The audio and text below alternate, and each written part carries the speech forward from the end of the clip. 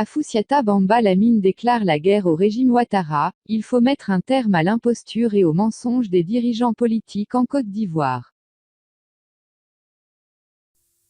Avant de commencer, n'oubliez pas de vous abonner et d'activer la cloche de notification, car cela va vous permettre de ne plus manquer les prochaines vidéos. C'est parti!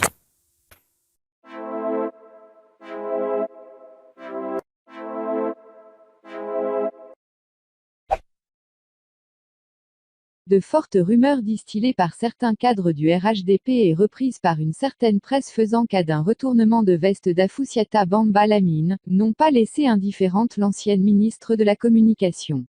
Dans une mise au point sur les réseaux sociaux, Madame Bamba Lamine dénonce une cabale bien orchestrée pour l'éloigner de Guillaume Soro et se réserve le droit de poursuivre les auteurs de telles informations en justice pour diffamation et divulgation de fausses nouvelles. Ci-dessous l'intégralité de sa mise au point. Chers amis, le samedi 16 mars 2019, le démembrement du RHDP unifié d'Adjamé a indiqué que j'émargeais à l'Assemblée nationale à hauteur de 3 millions francs CFA, en qualité de conseiller spécial. Le lundi 18 mars 2019, le site coassi.com a soutenu à son tour que je suis en négociation avec le pouvoir par l'intermédiaire de 2 ministres du gouvernement actuel, afin d'obtenir un poste d'ambassadeur, étant entendu selon eux que je chercherai par là, une voie de sortie de la sorosphère. Je tiens à apporter les précisions suivantes, relativement aux allégations du RHDP d'Adjamé, j'informe l'opinion que je n'ai jamais été conseillère spéciale à l'Assemblée nationale. Par conséquent, je n'ai jamais émargé pour percevoir un salaire indu sur l'argent du contribuable ivoirien.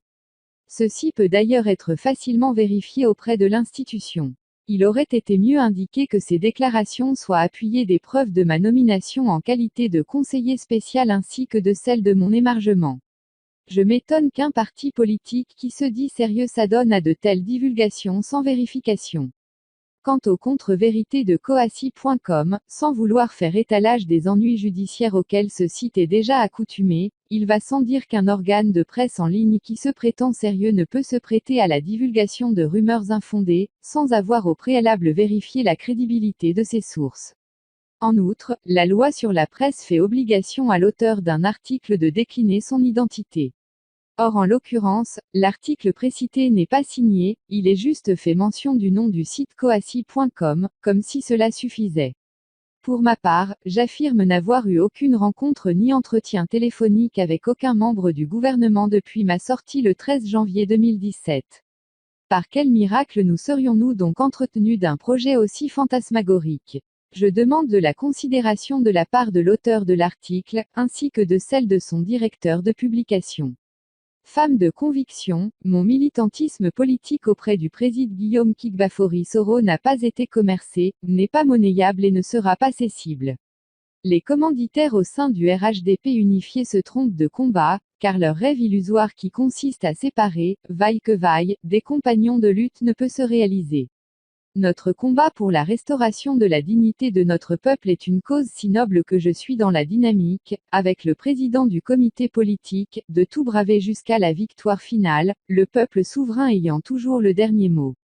Par conséquent, je mets au défi quiconque au sein du RHDP unifié, y compris son démembrement d'Adjamé, de coassi.com, de prouver leurs allégations mensongères.